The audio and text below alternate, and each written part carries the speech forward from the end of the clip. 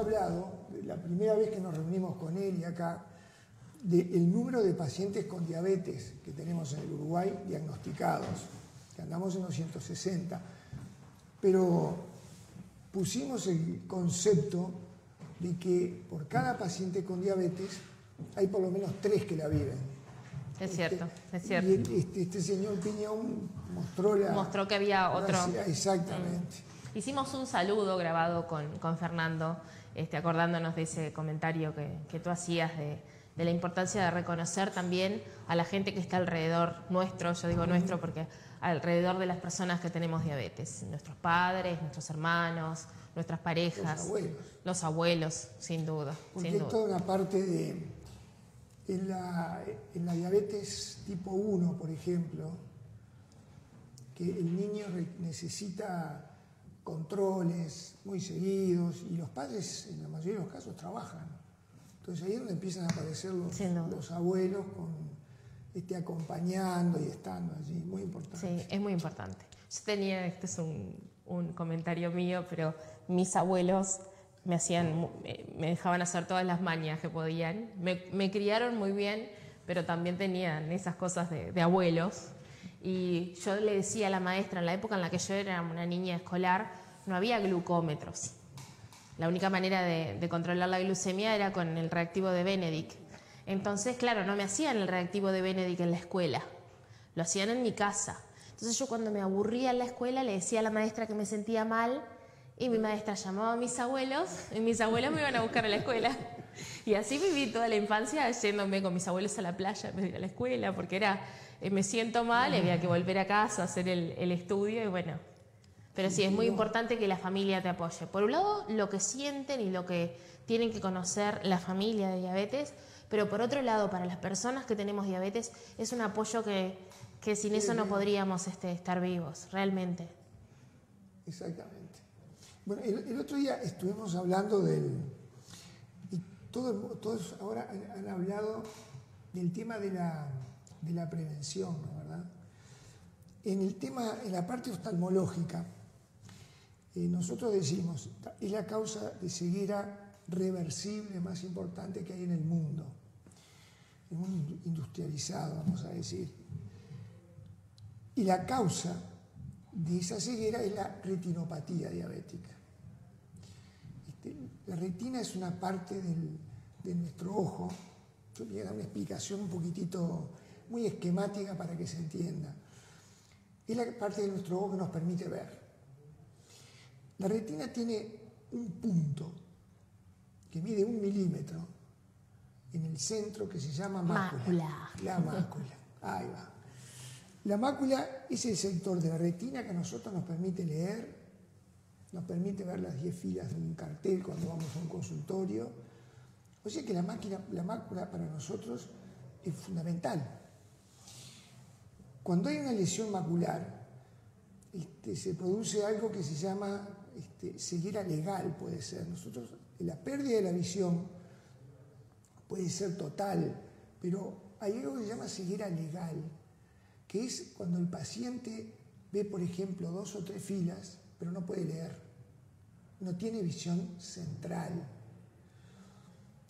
no puede firmar, o sea, puede sí, pero no ve lo que está firmando. Entonces, para el paciente con diabetes, la mácula no es el nombre de una enfermedad, es el nombre de un lugar en la retina. Es fundamental que esté protegida. Y ahí es donde viene un poquitito. La lesión a nivel macular se puede producir desde etapas de retinopatía leve. O sea, no hay que tener el concepto que la diabetes empieza a dar problemas después de muchos años. No es así. O sea, pueden aparecer mínimas lesiones, son esos que se llaman microaneurismas, que son los que se puede ver en un paciente con diabetes, muy cerca del centro de la mácula, no haber otro tipo de lesión y eso llevar a una alteración que se llama edema, inflamación a nivel de la mácula, con pérdida de la visión, con esa ceguera legal que les estoy diciendo. Por eso, en los primeros estadios de la retinopatía. Sí, se puede ver. Eso es muy importante que lo entiendan, ¿no? Es fundamental entenderlo. De ahí que el tema del control y de la prevención se tiene que hacer apenas se hace el diagnóstico. Y ahí es donde viene el otro paso que es fundamental.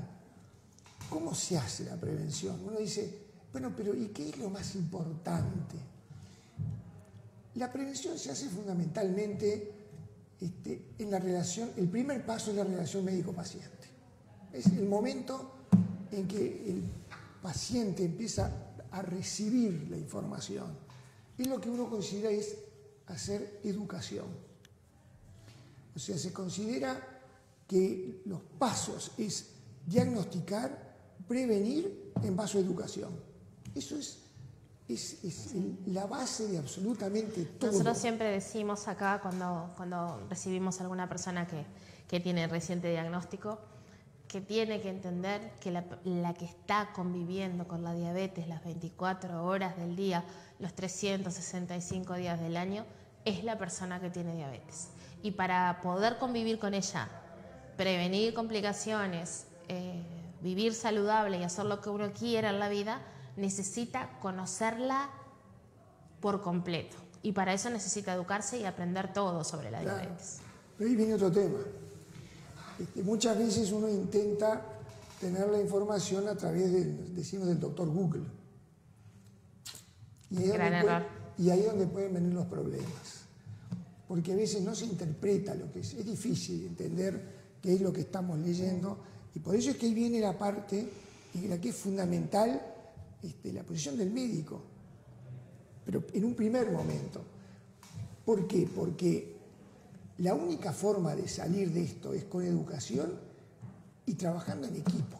No hay otra alternativa. Hay trabajos que muestran que el paciente que es visto por el endocrinólogo, controlado por educadores, con su dietista, con oftalmólogo y con otros tipos de especialidades, tienen un 40% menos de complicaciones que el paciente que es visto solo por un endocrinólogo, por el oftalmólogo, sin establecer ninguna comunicación. Porque de hecho la comunicación está intrínseca en lo que es el tratamiento de la diabetes. Para prevenir un problema de retinopatía tenés que tener una buena alimentación. Para prevenir un problema renal tenés que tener un buen automonitoreo y una buena alimentación y haber consultado también al oftalmólogo y el ejercicio también, como estamos hablando. Es decir, uno tiene como concepto que por un lado está el control y la medicación, es más manejo del diabetólogo, pero igual nosotros lo tenemos que decir. El primer punto que es el control y posibles tratamientos, dieta, ejercicios y educación. Esos son los 4 puntos básicos cuando uno encara a un paciente con diabetes. Y bueno, y si una persona, porque yo me pongo en el lugar de una persona que ya perdió esa primera oportunidad que fue la de prevenir antes de que le pasara y está en el momento de que conoce que tiene una retinopatía.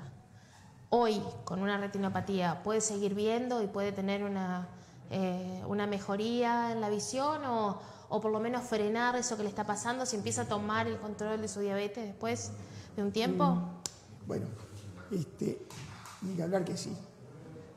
Con el concepto básico que dije al principio, aunque sea leve, por eso es que en este momento a los médicos, en la cátedra o en la sociedad, que van a tener que enfrentar después, estar en contacto con el paciente con diabetes, se le explica los problemas que pueden haber en etapas leves, para que él se lo explique al paciente.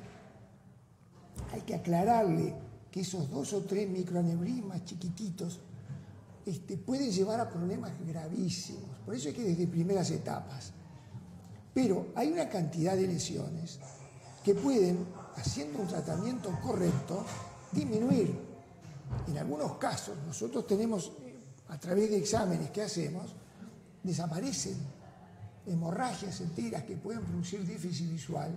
El paciente pasa a tener un control correcto de la diabetes, que en la mayoría de los casos el impacto visual es el que hace que el paciente empiece a asumir el problema. Antes no hay dolor, hay una vida que entraría dentro de lo medianamente normal, pero cuando deja de ver, ahí empiezan los... ¿Y todas las intervenciones oculares o todas las retinopatías bajan la visión? Bueno. Porque, a ver, ¿sabes por qué te lo pregunto? Porque a nosotros nos pasa mucho de conocer gente que viene y dice, sí, pero yo veo bien. Bueno, no alcanza con ver bien. Correcto. ¿No? Entonces ahí es donde tenemos que volver a pensar en la mácula. ¿Sí? Lo que acabamos de hablar, ese milímetro de la retina, 1 milímetro, si nosotros tenemos lesiones alrededor y la mácula está sana, el paciente puede tener una retinopatía diabética proliferante, o sea, en etapas muy importantes, si la mácula está sana, con 10 filas de visión. O sea que ese paciente puede estar haciendo una vida totalmente normal, pero expuesto a tener complicaciones en cualquier momento. O sea, el tema es que leve puede dar problemas y proliferante el paciente puede ver bien. Eso es lo que obliga a este control que permanentemente se insiste. O sea, el fondo del ojo, fondo del ojo, nosotros aclaramos, con la pupila dilatada. ¿Qué quiere decir con eso? Es como si yo quisiera mirar una pared a través de la cerradura. Yo voy a ver un poquito de la pared, pero si yo quiero ver toda esa pared, abro la puerta. En esto, el fondo de ojo es lo mismo.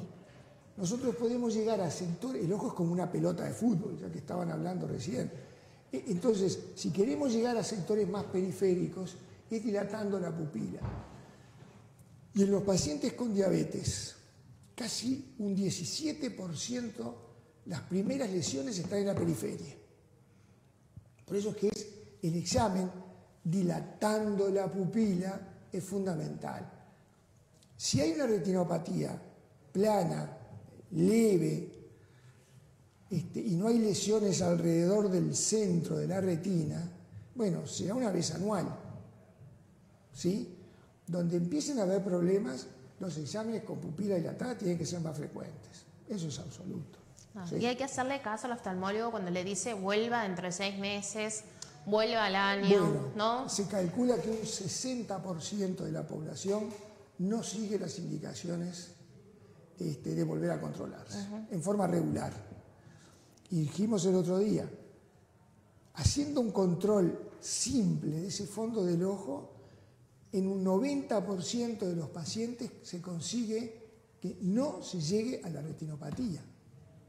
Y en casi un 50%, cuando hay una retinopatía importante, proliferante, se consigue que retroceda, que disminuya. Es decir, no se va a curar todas las lesiones, claro, no se van a curar. Sí, pero conseguimos mejoría siempre con lo mismo. El control de la glicemia, la hipertensión arterial. Y además, muchas veces... ¿Podemos seguir? Sí, podemos seguir. Muchas veces al paciente le llega información sobre rayos láser, sobre sustancias que se inyectan en el ojo, o cirugías que uno las mira y dice que espectacular, sí. Pero todo eso es para cuando está totalmente complicado. La función nuestra es intentar que el paciente no llegue a eso, porque además el rayo láser no cura, intenta detener. Sí. Con un resultado que es muy correcto. Las inyecciones que se están dando, últimamente aparecieron, no curan tampoco. Entonces, si no se hace el control de la diabetes, todos esos tratamientos tienen un valor relativo. ¿Sí? Conociendo acá algunas personas que han perdido casi toda la visión, no del todo, pero sí casi toda la visión. Y muchas veces nos dicen que les dijeron que, por ejemplo, no podían hacer más ejercicio. ¿Esas cosas son ciertas? No, es muy relativo. Porque el paciente con diabetes necesita hacer ejercicios. Entonces, es más... ¿Los ejercicios de impacto será cuando...? No, ni que hablar. Uno no hace, le dice al paciente, no puede hacer box. Claro. O sea, un deporte en el que corra un riesgo de un traumatismo, el ojo, porque ya le agregamos otra tremenda complicación. Pero el caminar, hacer en un gimnasio, es que es fundamental. La doctora lo acaba de decir. O sea, caminando media hora, nosotros le decimos camine 1 hora. Entonces el paciente a veces nos dice, no, mire, pero yo tengo problemas en la rodilla, me amputaron un dedo, no puedo... Sí, pero hay ejercicios para hacer quieto, o sea, perdón, no quieto, pero ejercicios en su casa, que es prácticamente como si estuviera caminando. Bueno, hoy recibimos a los adultos mayores que vienen a la asociación a hacer ejercicio, que acá se hacen ejercicios especiales si tienen problemas en los que no pueden tener movimiento y demás. Y tengo una última pregunta que también siempre la tenemos acá en lo que nos pasa, creo que es como un mito que se ha generado alrededor del láser, y es el hecho de que cuando uno ya llega a ese estado casi de ceguera y va a hacerse láser, a veces empeora. Entonces la gente dice que fue el láser el que le produjo, bueno, ¿no? Es muy correcto aclarar ese concepto. Personalmente y en grupo trabajamos mucho con este tipo de tratamiento. Las primeras palabras que siempre le estamos diciendo, hay una pregunta. ¿Usted qué hemoglobina glucosilada tiene? ¿Está? ¿Por qué? Si el paciente tiene una hemoglobina que está, desde el punto de vista oftalmológico, a veces con los diabetólogos pueden haber ciertas discrepancias. Se dice que lo normal es hasta 7, ¿no es verdad? Sí. Se ha ido bajando y después se habla de 8, 9, 10, 11, 12. Bueno, hay una clínica en Estados Unidos que se llama, es la clínica Joslin. De Boston. De Boston, tal cual. Esa clínica es donde han salido la mayor parte de las directivas que hay en tratamientos desde hace muchísimos años. En la clínica Joslin le dan a los pacientes una hojita en la que dice 7 significa normal, 8 de 9 para arriba. Quiere decir que el concepto no es 9, 10, 11, 12, no, es 9, ahí ya empezamos con los problemas, ¿sí? Entonces, si uno va a hacer un tratamiento con un rayo láser, como no es invasivo, no hay mayores riesgos. Pero ¿qué puede ocurrir? Si el paciente está descontrolado de la diabetes, es esa misma diabetes que puede producir problemas. ¿Y a qué lo atribuye? Al rayo láser que se le hizo. No, el rayo láser normalmente es inocuo y hay modelos de rayo láser que últimamente han aparecido que no dan dolor, se puede hacer hasta 3.000 disparos sin problemas. No es así. Bueno, entonces nos quedamos con que lo mejor para no llegar a eso es prevención.